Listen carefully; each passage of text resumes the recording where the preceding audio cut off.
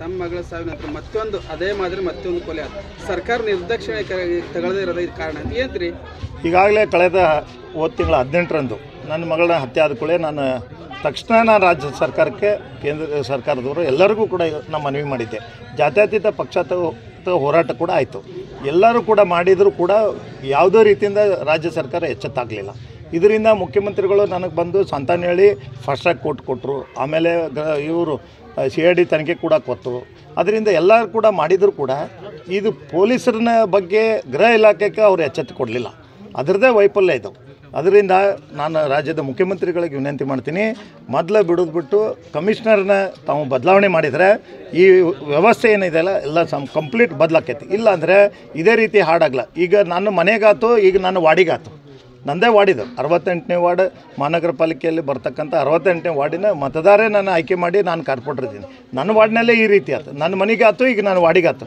ಇನ್ನು ಹುಬ್ಬಳ್ಳಿ ಧಾರವಾಡದಲ್ಲಿ ಅನೇಕ ಘಟನೆಗಳು ಈ ವಾರದಲ್ಲೇ 4 ಕಡೆ ಆಗಿದ್ದವು.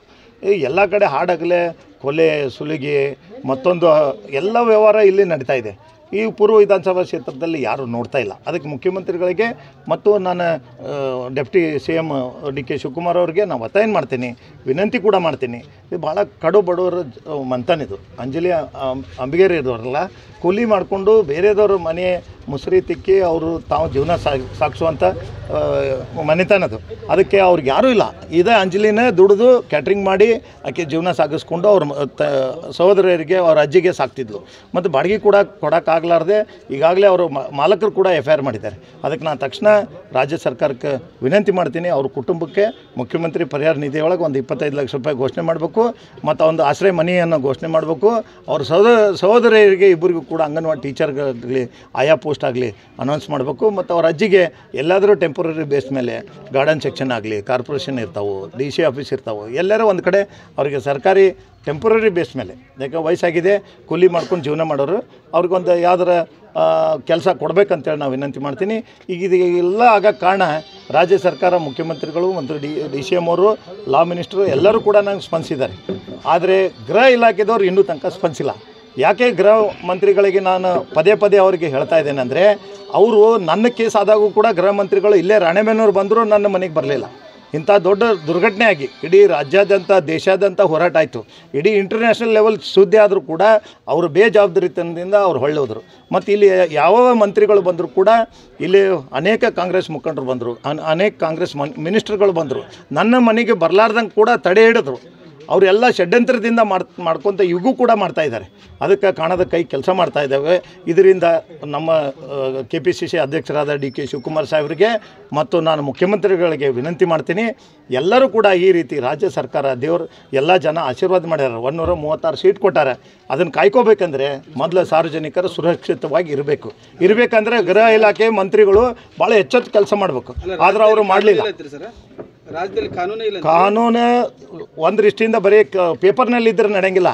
ಕಾನೂನು ನಡೆಸೋರು ಬೇಕಲ್ಲ. ಗೃಹ ಇಲಾಖೆ ವೈಫಲ್ಯ ಇದು. ಗೃಹ ಇಲಾಖೆ ಮಂತ್ರಿಗಳು ಚೇಂಜ್ ಆಗಬೇಕು. ಈ ಆಯುಕ್ತರನ್ನ ಇಮಿಡಿಯೇಟ್ಲಿ IPS ಆಫೀಸರ್ನ ಇಲ್ಲಿಂದ ಟ್ರಾನ್ಸ್ಫರ್ ಮಾಡಬೇಕು. ನಾನು ಪದೇ ನಾವು 1 ತಿಂಗಳಿಂದ ಹೇಳ್ಕೊತ ಬರತ್ತೀನಿ, ಇದು ರಾಜ್ಯ ಸರ್ಕಾರದ ಒಂದು ಆಯುಕ್ತರದ ಕೆಲಸ.